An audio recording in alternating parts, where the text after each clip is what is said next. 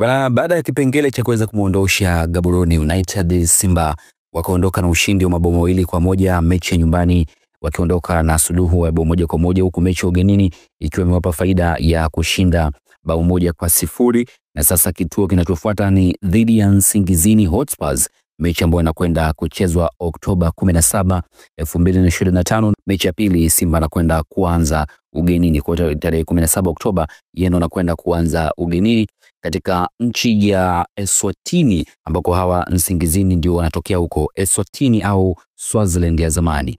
Mechi hiyo itapigwa tarehe hiyo 17 ikiwa ni raundi ya kwanza, na raundi ya pili ya marudiano ni tarehe 25. Hawa Nsingizini bana wenyewe wametoka kumuondosha Simba bora ya kutoka kule Zimbabwe.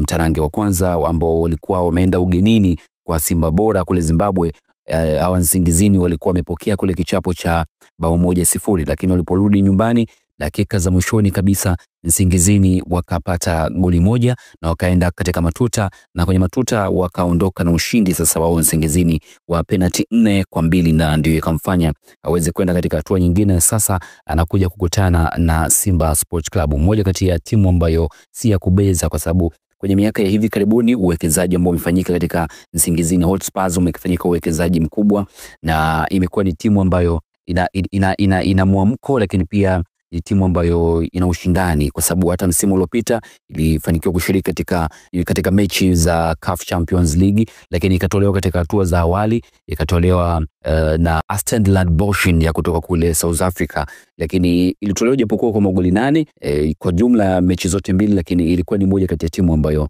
ilifanya vizuri kabisa katika ushindani. Lakini huu ni msimu wao wa pili ambao wanashiriki katika CAF Champions League, na sasa anakwenda kukutana na Simba Sports Club katika mtanange ambao unafuata wa CAF Champions League, ambayo sio timu ya kubeza. Lakini moja kati ya kitu ambacho kinasumbua sana vilabu vya Eswatini ni masuala ya uchumi. Vilabu vingi vya Eswatini havina uchumi ule imara, kwa hiyo vinajikuta mara nyingi vinakuwa vinaingizwa sokoni kwa ajili ya kupigwa mnada. Kwa hiyo moja kati ya kitu ambacho kinawasumbua ni masuala hayo ya uchumi, lakini hii sio timu ya kubeza kabisa. Lakini pia Simba tukiangalia katika mechi hizi mbili ambazo imeweza kushiriki, mechi ya kwanza na mechi ya pili, watu wanalalamika sio kiwango kile bora ambacho wanatarajia kuweza kukiona. Kwa hiyo Simba nayo ikiwa bado endelea kujitafuta, huku pia bado haina kocha rasmi kabisa, makocha mkuu wa kikosi, lakini pia watu wakiamini ya kwamba kama tunaelekea katika mechi zingine za kimataifa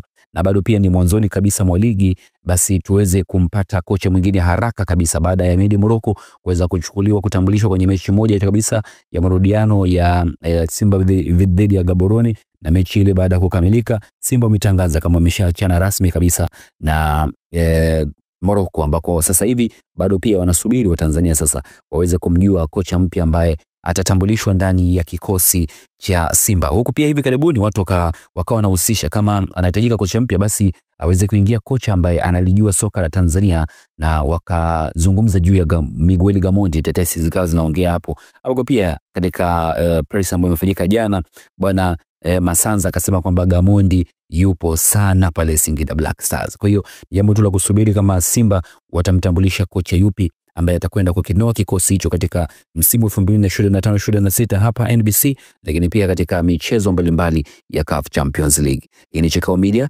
www.sokaleo.tz. Hapo unaweza kupata taarifa mbalimbali za michezo, lakini hapa make sure umesubscribe, lakini pia kuruhusu notification ili uweze kupata taarifa zote ambazo tutakuwa tunakuwekea hapa kila siku, kila saa ndani ya Chikao Media.